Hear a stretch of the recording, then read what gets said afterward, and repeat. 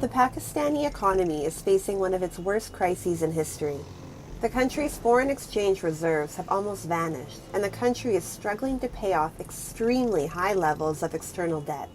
Pakistan is in desperate need of financial support and a bailout package from the International Monetary Fund to prevent its economy from completely collapsing. Although talks with the global financial institution are ongoing, Islamabad has not yet been able to persuade the IMF for a loan. It has, however, received a memorandum from the IMF outlining the terms and conditions for the completion of the loan program. To fulfill the IMF's conditions and requirements, Pakistan has approved new taxes, including a tax on electricity users to raise an additional 170 billion Pakistani rupees, 630 million USD in revenue. The burden on Pakistan's population has become heavier due to the higher tax rates. However, the government, which has no other option, has been compelled to claim that the reforms proposed by the IMF are favorable to Pakistan. हम कोशिश करेंगे इंशाल्लाह कि पाकिस्तान दूसरी दफ़ा अपनी तारीख में IMF का प्रोग्राम मुकम्मल करे और इंशाल्लाह उसी स्पिरिट के साथ और सॉवरेन कमिटमेंट को सामने रखते हुए हमने ये सारा प्रोसेस जो है वो मुकम्मल किया है. On one hand, Pakistan is at risk of default.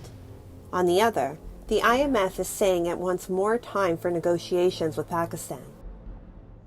Meanwhile, inflation in the country continues to rise, affecting the purchasing power of its citizens.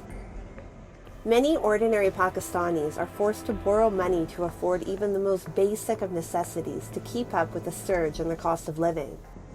The record inflation is causing unrest throughout Pakistan.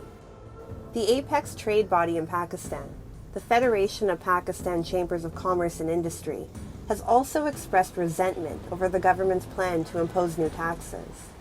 As the country lurches from crisis to crisis, Pakistani residents struggle to make a living amid soaring fuel prices. Just prior to the talks with the IMF delegation in Islamabad, the Pakistani government raised fuel prices by 15%. The economic crisis as well as the country's spiraling currency have Pakistan's oil companies teetering on the verge of collapse. Petrol stations are also rationing fuel supplies as a result of widespread reports that there is not enough fuel to go around. मैंने अभी इनसे कहा कि मुझे टैंकी full करनी है, मैं हमेशा टैंकी फुल करवाता हूँ, तो ये कहते हैं 2 लीटर से पेट्रोल ज़्यादा नहीं आपको मिलेगा. मैंने कहा किसने मना किया है, कहते हैं हमें मना किया. Although economic collapse for Pakistan has been forecasted and as of now seems imminent, the completion of the loan program with the IMF is not near finalized. This is partially owing to Pakistan's history of failing to fulfill the IMF's requirements. One such requirement, for example, has been renegotiations of energy deals with China. Moreover, Pakistan never made any significant structural changes to help reduce government spending or increase revenue. Despite frequently reaching out to the IMF for assistance, any meaningful reforms required by the IMF have failed to materialize in the country. Successive governments in Pakistan have also long used subsidies to woo voters in the country. Islamabad only has itself and its flawed policies to blame for the country's current economic situation. Forming a bad habit of surviving on Chinese dole in the garb of CPEC projects has put the Islamic Republic in a heavily dependent position.